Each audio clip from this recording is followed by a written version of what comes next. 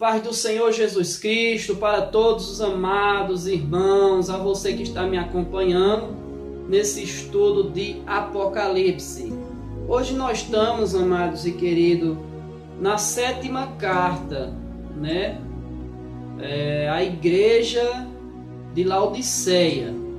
Vamos aqui analisar, vamos aqui tirar nossas conclusões desta carta que o anjo escreve à igreja de Laodiceia. Vamos analisar, irmão, como nós estamos aqui estudando capítulo por capítulo, versículo por versículo. Vamos aqui analisar Apocalipse capítulo 3, versículo de número 14, que diz a palavra do Senhor: E ao anjo da igreja que está em Laodiceia escreve: Isto diz o Amém, a testemunha fiel e verdadeira, o princípio da criação de Deus. Amados, nós sabemos, isto diz o Amém, a testemunha fiel, Nós sabemos que é o próprio Senhor Jesus Cristo.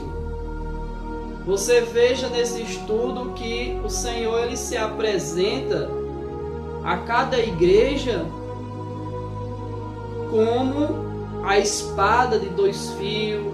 Ele se apresenta à igreja como a testemunha fiel, Ele se apresenta às igrejas. Nós estamos vendo ao decorrer desse estudo que o Senhor em cada igreja ele se apresenta de forma diferente, com o seu rosto como força do sol. Mas aqui na igreja de Laodiceia ele se apresenta como um Amém, como a testemunha fiel e verdadeira, como primogênito de toda a criação de Deus. E bem verdade é que o apóstolo Paulo, ele escrevendo a sua carta ali aos Colossenses, no capítulo 1, versículo 14, Paulo vai dizer que Cristo é a imagem do Deus invisível, é o primogênito de toda a criação, Nós sabemos que Jesus Cristo, ele é o primogênito de toda a criação. Nós vemos isso no livro de Apocalipse capítulo 1, versículo 5, quando o Senhor também vai nos dizer que Ele é a testemunha fiel, verdadeira, o primogênito dentre os mortos. Então Cristo, ele é o primeiro a ressuscitar dentre os mortos. Cristo, ele é a primogenitura de toda a criação, Toda a criação dos céus e da terra. Cristo, ainda antes que houvesse dia, eu sou, disse o próprio Senhor Jesus Cristo. Então nós vemos aqui, irmãos, que é o próprio Senhor Jesus Cristo falando para a igreja de Laodiceia. Vamos analisar aqui o versículo 15 e o versículo 16, que diz assim a palavra: Eu sei as tuas obras, que nem és frio e nem quente. Tomara que foras frio ou quente. Assim, porque és morno, e não és frio e nem quente, vomitar-te-ei da minha boca.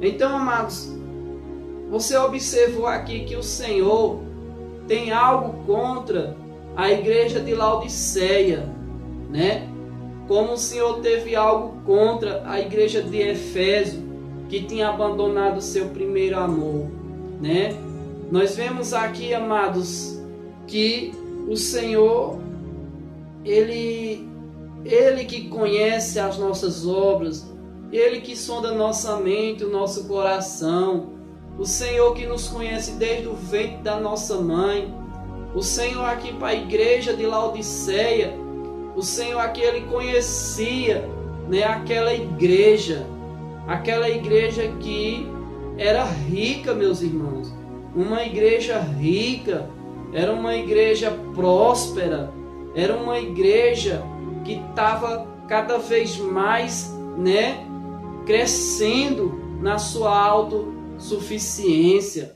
E aqui o Senhor Jesus, quando ele olha para a membresia desta igreja, quando o Senhor Jesus ele olha, ele vê, irmãos, que os membros, que aquela igreja não era fria e nem quente. E o Senhor diz: quem deras fosse fria ou fosse quente, mas era morna.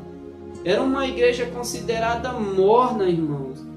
E o Senhor Jesus disse que ele estava a ponto de vomitar da sua boca. Eu sei que você não gosta de café morno, não é isso? Você vai tomar o quê? Um café quente. E sei também que você não vai tomar um café frio, né? Mas aqui, amado, a espiritualidade dessa igreja de Laodiceia chegou a um ponto que o Senhor queria ela ou fria ou quente, né?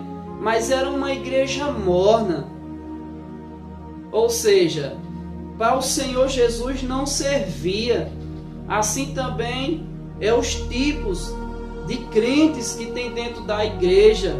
Pessoas mornas. O que é pessoas mornas? É pessoas um pecar, um pelar. Ou seja, é conhecido como crente Raimundo. Um pé na igreja e outro pé no mundo.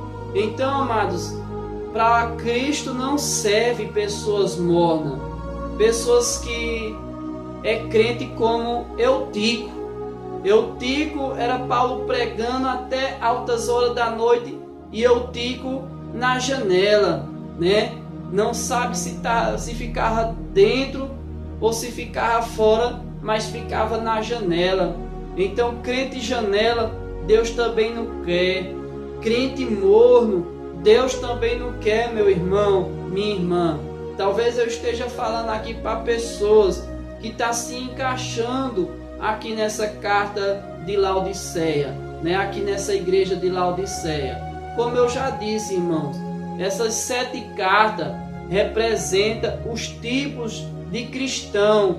Ou seja, nós precisamos ler essas cartas analisando qual delas você se encaixa.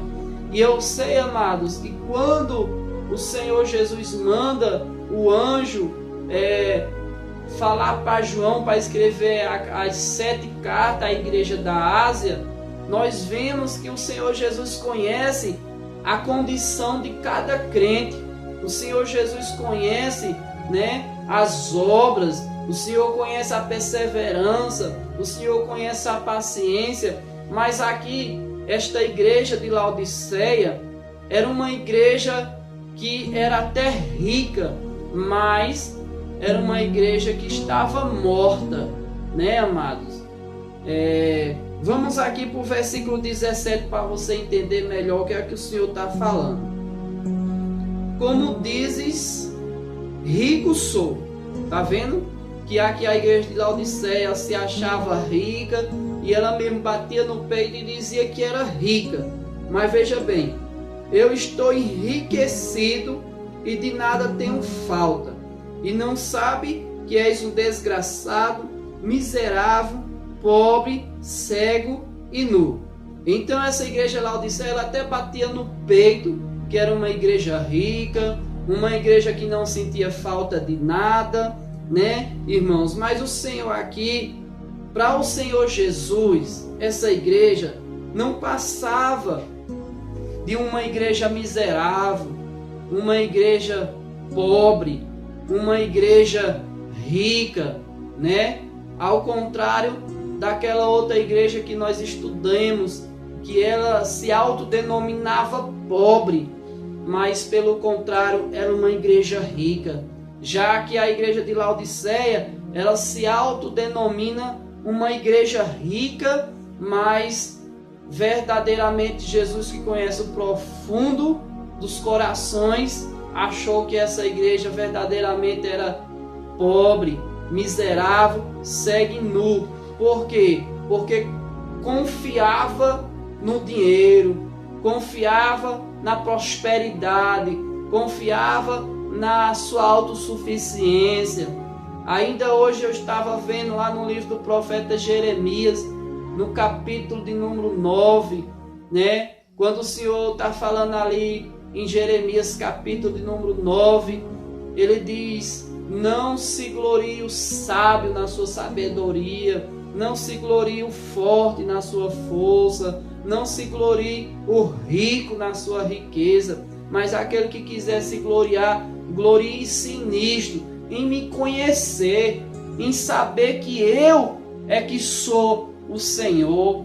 Então, amados, o que nós de fato precisamos é do Senhor Jesus Cristo.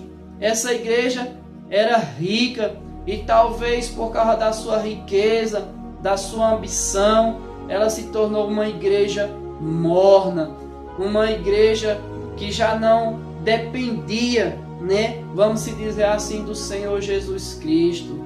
E o Senhor Jesus Cristo, ele nos fala, né, que nós devemos buscar, em Mateus 6,33, buscar em primeiro lugar o reino de Deus, a sua justiça, e as demais coisas o Senhor acrescentará, né? O Senhor Jesus, ele nos fala que nós devemos ajuntar um tesouro no céu, onde a traça nem o ferrugem corrói, nem os ladrões roubam, nem mina. Nós precisamos ajuntar um tesouro no céu e não na terra.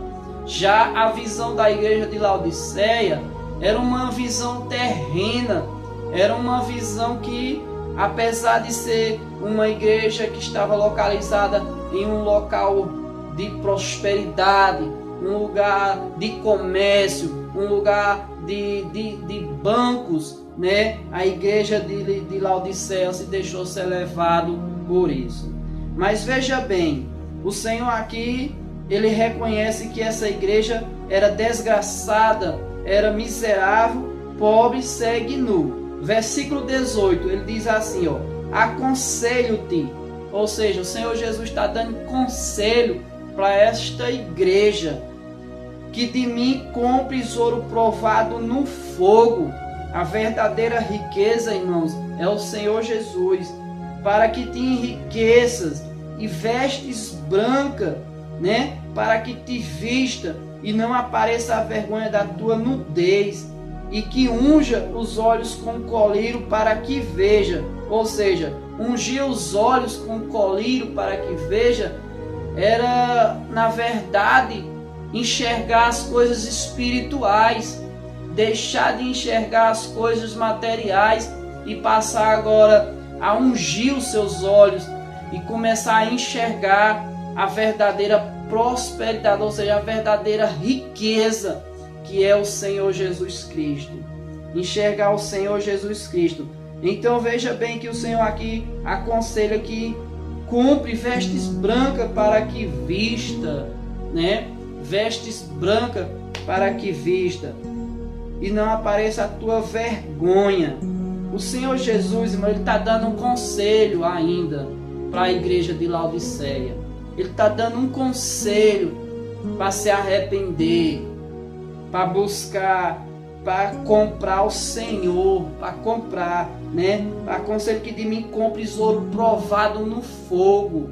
O Senhor Jesus, ele chama. Isaías 55, versículo de número 1, o profeta Isaías, ele falando ali, amados, o Senhor Jesus disse: vinde e comprai sem preço, né? E sem dinheiro, vinho e leite. O Senhor Jesus, ele convida a salvação. Então o Senhor Jesus é que ele está alertando a igreja de Laodiceia, que ela fosse ou fria ou quente, mas não morno, porque morno o Senhor Jesus não aceita. O Senhor Jesus disse o quê? Eu estou a ponto de vomitar da minha boca. Vamos lá para o versículo 19. Eu repreendo e castigo todos quanto amo. Seja, pois, zeloso e arrepende-te. Ou seja, o Senhor aquele ainda continua amando a igreja de Laodiceia. Apesar da sua mordidão espiritual, o Senhor Jesus ele ainda continua amando. O Senhor Jesus aquele continua alertando para que a igreja de Laodiceia se arrependesse, né? e comprasse de fato sem preço, comprasse ouro provado no fogo para que ela fosse rica, né? Comprasse vestes brancas e colírio para os seus olhos. Então o Senhor Jesus ainda está dando tempo, continua amando, né? Essa pessoa que está confiando no dinheiro, essa pessoa que deixou de confiar no Senhor Jesus e hoje passou a confiar mais no seu carro, passou a confiar mais no seu dinheiro, já não busca mais o Senhor, já não tem mais prazer no Senhor. O salmista Davi disse: uns confiam em carros, outros em cavalos, mas nós confiamos em o nome do Senhor. Nós confiamos no Senhor. Então, meu irmão, você que está afastado, você que está desviado dos caminhos do Senhor, por algo material, por causa da tua posição nesta empresa, você que deixou ser levado pela ambição, que você na verdade se arrependa e volte para o Senhor. Volte para o Senhor, porque ainda há tempo. Vamos lá para o versículo de número 20. Eis que estou à porta e bato. Se alguém ouvir minha voz e abrir a porta, entrarei em sua casa e com ele cearei e ele comigo. Que coisa triste, né, irmãos? Quando o Senhor fala aqui, eis que eu estou na porta e bato, está representando aqui que o Senhor Jesus estava fora. Apesar da riqueza dessa igreja, da autoconfiança dessa igreja, de estufar o peito e dizer, eu não tenho falta de nada, rico sou, eles botaram o Senhor Jesus para fora daquela igreja. Jesus agora estava do lado de fora daquela igreja. Jesus já não era mais o centro daquela igreja, a igreja de Laodiceia. Jesus não era mais o centro, não era o seu bem maior, não era mais o seu refúgio, não era mais a sua fortaleza. Jesus aqui no versículo 20 aparenta estar de fora, né, da igreja e ainda batendo, né? Eis que estou na porta e bato. Se alguém ouvir minha voz e abrir a porta, entrarei em sua casa, cearei com ele e ele comigo. O que significa isso? Salvação. Ele quer te dar salvação, meu irmão. Se alguém abrir a porta, que porta é esta que eu estou falando? É a porta do seu coração. Isso mesmo, meu irmão. Em Provérbios 23, versículo 26, se eu salvo não me engano, o Senhor está dizendo assim: filho meu, dai-me teu coração. O Senhor está pedindo teu coração, meu irmão. O Senhor está pedindo que você abra o seu coração, que você se arrependa desta vaidade, porque o Senhor repreende, Ele disciplina todo aquele que Ele ama. Então, meu amado, Jesus aqui na igreja de Apocalipse, capítulo 3, versículo 14, a igreja de Laodiceia, Jesus aqui já não estava mais sendo o centro, mas Jesus agora estava de fora e estava continuando batendo na porta. O Senhor fica sabendo, meu irmão, minha irmã, que o Senhor vai continuar batendo na porta. Mas até quando? Até quando, meu querido? Até quando Ele vai continuar batendo na porta e você endurecendo seu coração? Eis que estou na porta e bato. Essa porta é o teu coração. Eu costumo dizer que o nosso coração é a única porta que tem o trinco por dentro, né? É a única porta que tem o trinco por dentro, que só nós mesmos temos o direito, temos a oportunidade de abrir por dentro.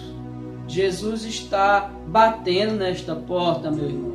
Há quanto tempo o Senhor já te chamou?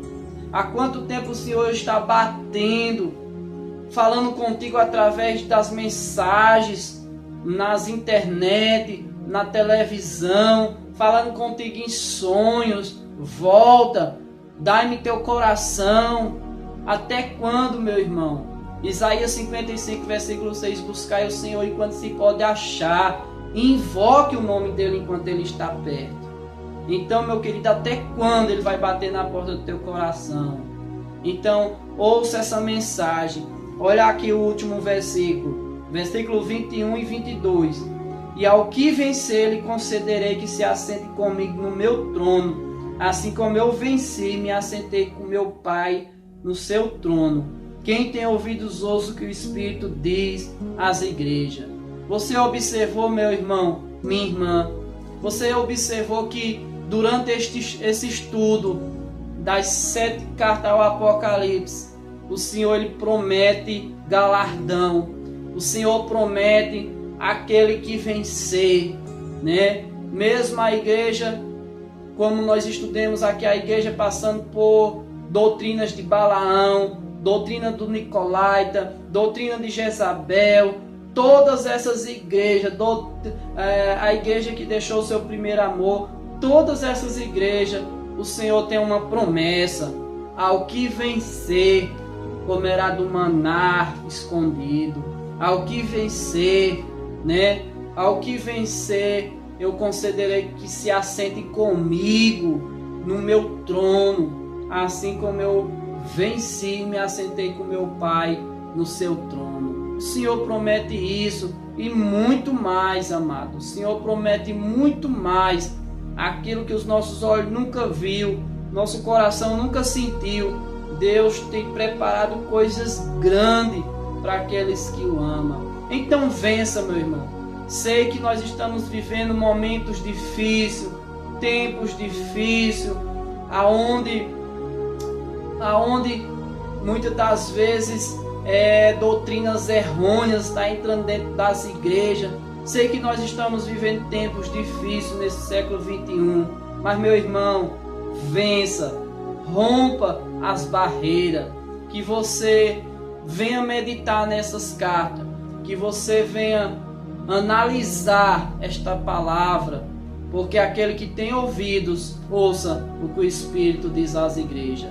Fica na paz do Senhor, meus irmãos, e muito obrigado pela sua atenção, e que Deus assim venha nos abençoar com bênçãos recalcadas, sacudidas, transbordantemente sobre nossas vidas. Que bênçãos sem medida venha cair sobre a tua vida, sobre a tua casa, e que Deus abençoe em nome de Jesus.